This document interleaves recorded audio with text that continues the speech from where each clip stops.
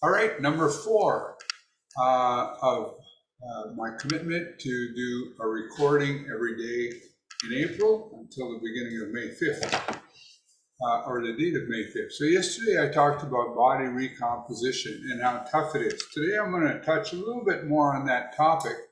Basically, I want to talk about a book, and I'll put a link to the book in the details. So this is a book is called Burn. If I'm not mistaken, Herman Pointzer, I believe, is the author. The interesting thing about it is that he points out that our metabolism, resting metabolism, which is the amount of calories that you burn at rest before any activity, tends to stay within a fairly narrow window and adjust to some degree the same way as our body temperature. Body temperature, if it's hot, we tend to sweat to keep cool, and if it's cold, we tend to shiver to stay warm. And it never really goes very far beyond 98.6. Otherwise, we have a major issue, because if it goes too high or too low, we can't survive. Well, in his book, he uses some research. He talks about some research he does using something called isotope water, in which he can figure out somebody's metabolism based on having them drink this special water and then collecting their urine.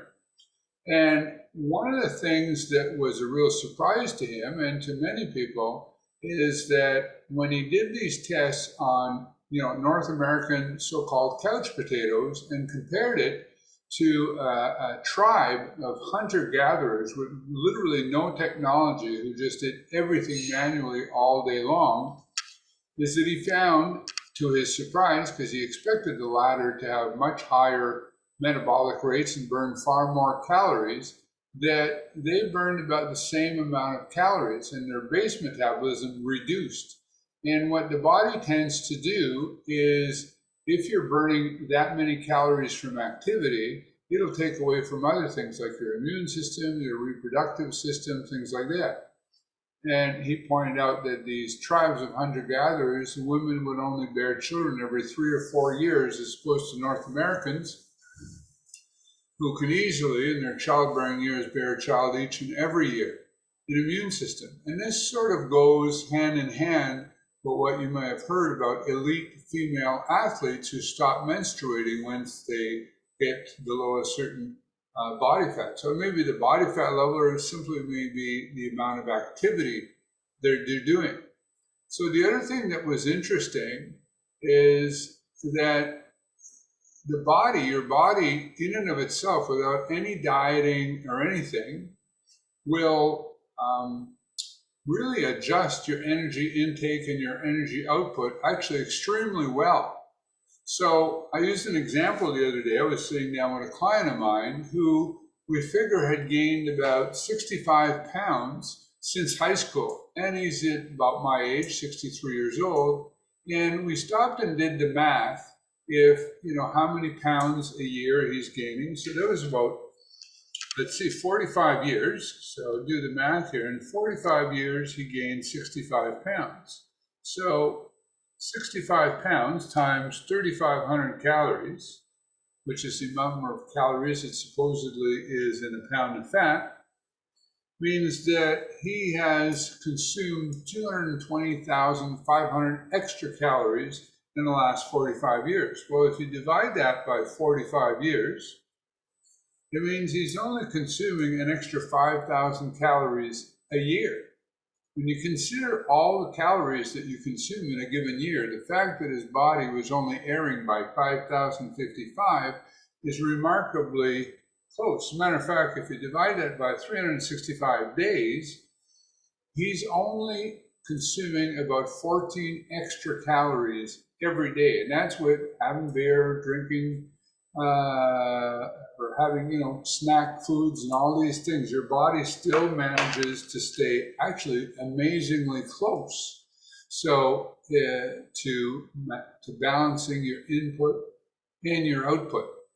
So what that has been shown is to say that activity per se, to burn calories, to lose fat, probably doesn't have nearly as much of an impact as thought. Now, I had thought of that for a long time, and that extra activity actually winds up bringing up your appetite. And in many cases, a lot of the steady state activities that are used to do this are really hard on joints, limbs, and back. So unless you enjoy those types of activities for their recreational benefits, doing a lot of that is actually counterproductive. Now, I do think, unlike your body temperature, this is me speculating here, not from the book, that it likely takes a little while for your metabolism to adjust. I don't know if it's 2 weeks, 2 months, or what it is, but I don't think it adjusts as quickly as your body temperature, which adjusts literally within minutes in order to maintain that evenly. So if you do start to do extra activity, I speculate that initially, yeah, it'll probably will result in some loss and extra calories burnt, although it's not nearly as much. Having said that, within a month or two, or whatever the amount of time, your body will quickly adjust, reach a plateau, and then people fall into the trap of saying, I have to do even more activity and whatnot. And that, in fact, winds up being counterproductive and more wear and tear and building up more appetite. So really, that's not the way to go. Now, having said that, I do think it's good to be active, if only to let your body know, relatively active, I don't mean extremely active, that things are well, because your body seems to adjust if you're totally inactive, if you're sick, if you're stressed out. All these things seem to send a signal to your body that there's a stress situation and your body should preserve the fat that you need because it may be needed for survival.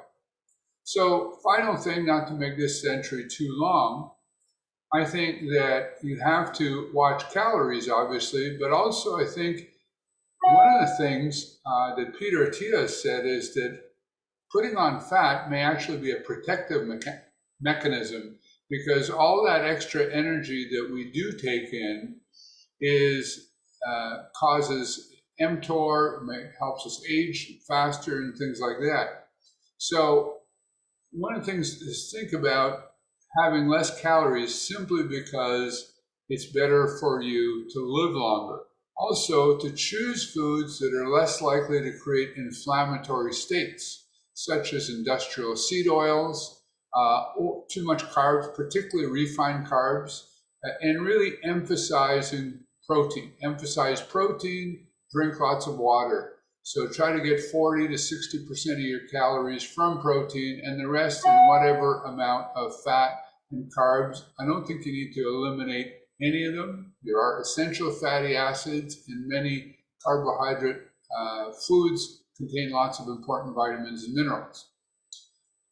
But just to say, going back to my point to summarize, gaining 65 pounds from 18 years old to 63 years old only resulted in 15 extra calories a day. Food for thought, no pun intended. Bye for now.